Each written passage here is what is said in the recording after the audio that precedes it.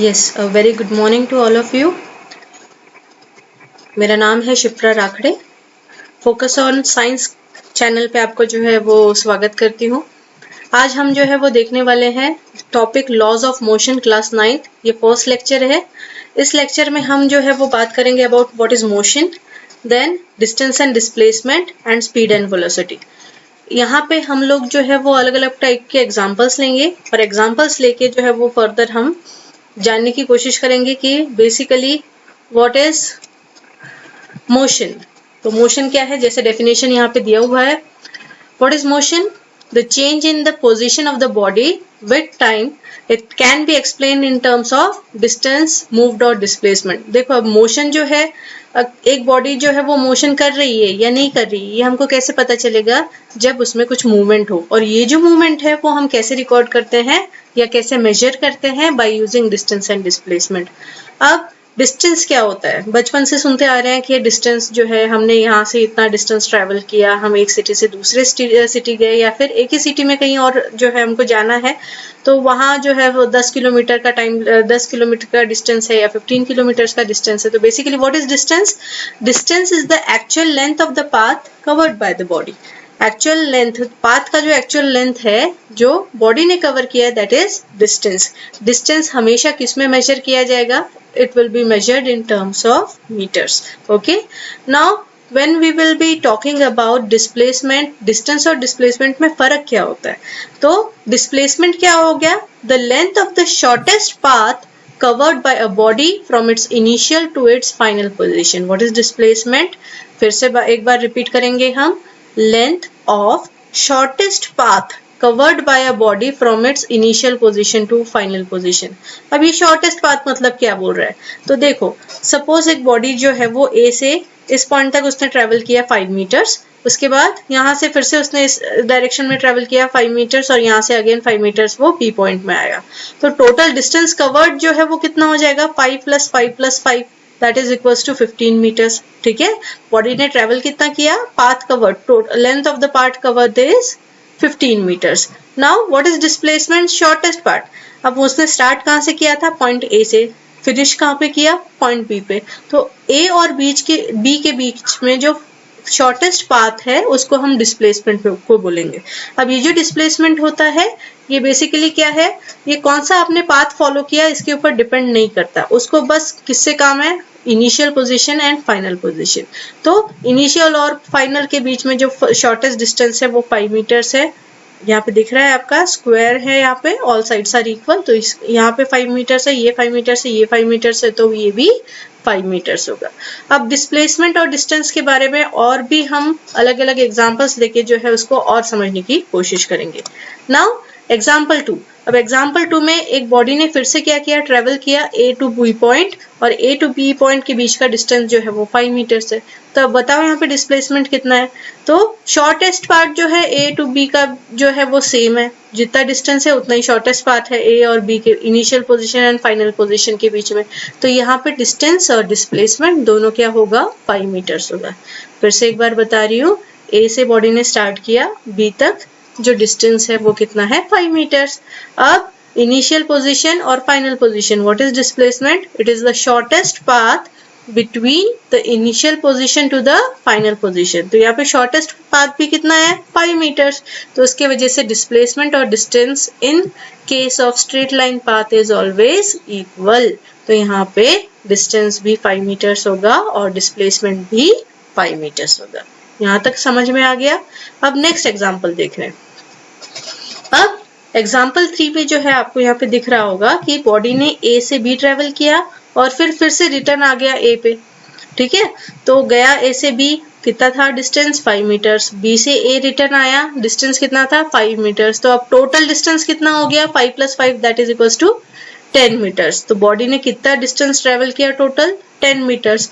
But इस case में initial point जहां से बॉडी ने स्टार्ट किया वो क्या है? A, और फाइनल पॉइंट जहाँ पे बॉडी ने एंड किया वो क्या है? वो भी A। तो इनिशियल और फाइनल के बीच में यहाँ पे कितना डिस्टेंस है? टोटल 0, क्योंकि इनिशियल पॉइंट भी A है और फाइनल पॉइंट भी A है। तो यहाँ इस केस में डिस्प्लेसमेंट क्या हो जाएगा? 0 हो जाएगा। फिर से एक बार बता रही हूँ, देखो क्या हो गया, ए से बी बॉडी गई और वहां से फिर से रिटर्न हो गए, ए आ गई। डिस्टेंस कितना है ए से बी 5, रिटर्न आ गया फिर से 5 मीटर्स, तो 5 + 5 = 10, ये क्या हो गया, डिस्टेंस हो गया। Now what is displacement, the shortest path और the shortest distance between initial and final position. यहाँ पे इनिशियल भी ए है, फाइनल भी ए है, तो यहाँ पे डिस्प्लेसमेंट क्या हो जाएगा, 0 हो जाएगा। आ गया ध्यान में। तो इस केस में डायरेक्शन चेंज हो गया, तो देखो डिस्टेंस जो होता है वो क्या होता है, स्केलर क्वांटिटी। स्केलर क्वांटिटी होता क्या है मैडम, एक्चुअल में स्केलर क्वांटिटी क्या होता है, which is not dependent on direction. ऐसी क्वांटिटी जो डायरेक्शन के ऊपर डिपेंड नहीं करती है उसको हम स्केलर क्वांटिटी बोलते हैं। अब यहाँ पे क्या हो रहा है, डिस्टेंस को कुछ फर्क पड़ रहा है क्या, घूम के फिर से वापस आ गया बी से ए, तो नहीं पड़ रहा, ठीक है। तो नहीं पड़ रहा है, उसकी वजह से क्या हो गया, डिस्टेंस जो है वो कंटिन्यू चलते रहता है। 5 मीटर्स आगे गई बॉडी, 5 मीटर्स रिटर्न आ गई, तो डिस्टेंस जो है उसने जितना कवर किया, कितना कवर किया, 10 मीटर्स। बट डिस्प्लेसमेंट जो है ये क्या है, वेक्टर क्वांटिटी है। वेक्टर क्वांटिटी किसे बोलते हैं, it is the quantity which depends upon direction. अगर डायरेक्शन चेंज होती है तो ये डिस्प्लेसमेंट की वैल्यू भी चेंज होती है। कैसे चेंज होगी, देखो अभी अगर सिर्फ ए टू बी अगर हमने लिया होता और इन दोनों के बीच में जो डिस्प्लेसमेंट बोला होता तो क्या होता, 5 मीटर्स होता।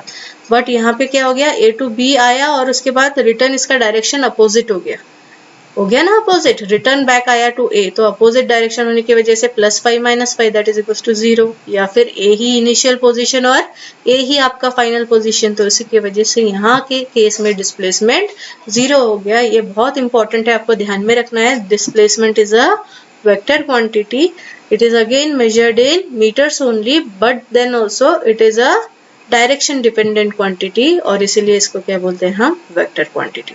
यहां तक समझ में आ गया। चलो नेक्स्ट एग्जांपल, आप एग्जांपल 4 देखो। यहाँ पे ए पॉइंट से कवर किया, तो ये जो है वो सर्कल है, सर्कुलर, सपोज सर्कुलर पाथ है यहाँ पे, या फिर सरकमफरेंस भी बोल सकते हो आप यहाँ पे। तो यहाँ पे टोटल सरकमफरेंस कितना है, 15 मीटर्स, ठीक है। तो बॉडी ने यहाँ से स्टार्ट किया और यहीं पे एंड हो गया, तो टोटल डिस्टेंस कितना हो गया, ये सरकमफरेंस तो 15 मीटर्स दिया हुआ है, तो डिस्टेंस भी 15 मीटर्स हुआ। बट इस केस में भी क्या हो रहा है, इनिशियल पॉइंट भी ए है और फाइनल पॉइंट भी ए है, तो डिस्प्लेसमेंट क्या होगा इस केस में, डिस्प्लेसमेंट विल बी 0। ओके, आ गया ध्यान में। नाउ नेक्स्ट हम यहाँ पे एग्जांपल की बात करेंगे, एग्जांपल 5, सॉरी यस, एग्जांपल 5 में ए देखो, यहाँ पे एक गाड़ी जो है वो 4 मीटर्स पहले ट्रेवल करती है, उसके बाद 2 मीटर्स उसी डायरेक्शन में कंटिन्यू करती है, तो टोटल डिस्टेंस कितना हो गया, 4 + 2 that is equal to 6 meters. अब यहाँ पे आपको एक बात ध्यान में आ रही होगी कि ये दोनों, मतलब ये जो बॉडी ट्रेवल कर रही है ये कैसे ट्रेवल कर रही है, या फिर ये जो कार ट्रेवल कर रही है कैसे ट्रेवल कर रही है ना, स्ट्रेट लाइन। तो स्ट्रेट लाइन में ट्रेवल करने के वजह से यहाँ पे भी डिस्टेंस जितना होगा उतना ही डिस्प्लेसमेंट होगा। इनिशियल पॉइंट ये है, फाइनल पॉइंट ये है, तो 4 + 2 that is equal to 6 meter. Displacement में क्या हुआ, 6 मीटर्स हो गया। बट वही बी केस में देखो, यहाँ पे जो ये गाड़ी है वो ए पॉइंट से शुरू किया, 4 मीटर्स गई, उसके बाद घूम के 2 मीटर्स रिटर्न आ गई, तो इस केस में डिस्टेंस कितना हुआ, 6 मीटर। 4 + 2 टोटल पाथ कवर्ड कितना था, 4 + 2 दैट इज 6 मीटर। ये हो गया डिस्टेंस की बात। अब डिस्प्लेसमेंट की अगर बात करें तो 4 मीटर आगे गई, 2 मीटर पीछे आ गई। ओके, तो इस केस में डिस्प्लेसमेंट कितना हो गया, 4 - 2 that is equal to only 2 meters. ये डिस्प्लेसमेंट हो गया। आ गया आप यहाँ तक समझ में। जिसको डिस्टेंस और डिस्प्लेसमेंट अच्छे से समझ में आ गया, वही स्पीड और वेलोसिटी। अब इसके ऊपर जो है वो डिफिकल्ट पार्ट जो है वो धीरे धीरे शुरू होगा। ये बेसिक था और यही आपको 11th 10th और 11th में फिर से आने वाला है, इसलिए आपको यहाँ पे अगर कंसेप्ट क्लियर हो गया तो वो फर्दर आपको 10th और 11th में बहुत हेल्प करेगा। ओके, नाउ नेक्स्ट हम बात करेंगे speed and velocity. What is speed, बचपन से पढ़ते आ रहे हैं, speed is equal to distance upon time. Speed is equal to distance upon time किसमें मेजर करते हैं, मीटर पर सेकंड में मेजर करते हैं। व्हाट इज वेलोसिटी, वेलोसिटी की जब बात करते हैं तो velocity is nothing but displacement upon time. Velocity भी मेजर करते हैं मीटर पर सेकंड में, बट डिफरेंस क्या है, वेलोसिटी हमेशा डिपेंडेंट करती है on displacement which is a vector quantity, और स्पीड डिपेंड करती है on distance which is a scalar quantity. Okay, मैं क्यों रिपीट कर रही हूँ, क्योंकि ये आपको जो है हमेशा ध्यान में रखना है कि वेलोसिटी ये वेक्टर क्वांटिटी है और स्पीड जो है वो स्केलर क्वांटिटी है। क्यों स्केलर क्वांटिटी है भाई स्पीड, क्योंकि ये डिस्टेंस के ऊपर डिपेंड करता है और डिस्टेंस जो है वो स्केलर क्वांटिटी है, टाइम भी स्केलर क्वांटिटी है, displacement is vector quantity and time here is scalar quantity. Okay, now in case 1, यहाँ पे केस 1 में हम देखेंगे effect of change in speed on velocity when direction remain unchange. अब ये देखो ये कार है, रेसिंग कार है, ये 15 किलोमीटर का जो है वो डिस्टेंस ट्रेवल कर रही है सपोज 10 मिनट्स में, ठीक है। अब उसने अपनी स्पीड कम कर दी, तो यही अगर स्पीड कम कर दी तो क्या हो जाएगा, 15 मीटर जो है वो वही ट्रेवल करेगी, बट अब इसको टाइम जो है वो 30 मिनट्स लग रहा है। 15 किलोमीटर उसने 10 मिनट्स में ट्रेवल करना था, बट उसने स्पीड कम कर दी, तो अब यही 15 किलोमीटर जो है वो 30 मिनट्स में ट्रेवल कर रही है। तो उसके वजह से ये जो कार है इसकी स्पीड कम या ज्यादा कर दो तो वेलोसिटी के ऊपर फर्क पड़ेगा। क्यों पड़ेगा फर्क, कोई बता सकता है? यस, यहाँ पे इसलिए फर्क पड़ेगा क्योंकि स्पीड कम कर दो टाइम ज्यादा लगेगा, वैसे ही वेलोसिटी भी टाइम के ऊपर डिपेंड कर रहे हैं। यहाँ पे फॉर्मूला देख रहे हो आप, velocity is equals to distance upon time. तो टाइम फैक्टर अगर चेंज हो रहा है तो यहाँ पे वेलोसिटी भी चेंज होगी। स्पीड में क्या हो रहा है, हमने स्पीड कम कर दी, टाइम ज्यादा लग रहा है, तो यहाँ पे स्पीड और वेलोसिटी ये दोनों जो है वो बेसिकली किसके ऊपर डिपेंडेंट है, मैग्नीट्यूड ऑफ टाइम के ऊपर डिपेंड है। इसलिए अगर आपने स्पीड को चेंज किया तो वेलोसिटी भी चेंज होगी सेम डायरेक्शन में, ठीक है। डायरेक्शन आपने कांस्टेंट रखी है, सीधा सीधा ही जाना है, बट स्पीड अगर चेंज होगी तो वेलोसिटी चेंज होगी। क्यों, because both are dependent on time. आ रहा है ध्यान में यहाँ तक?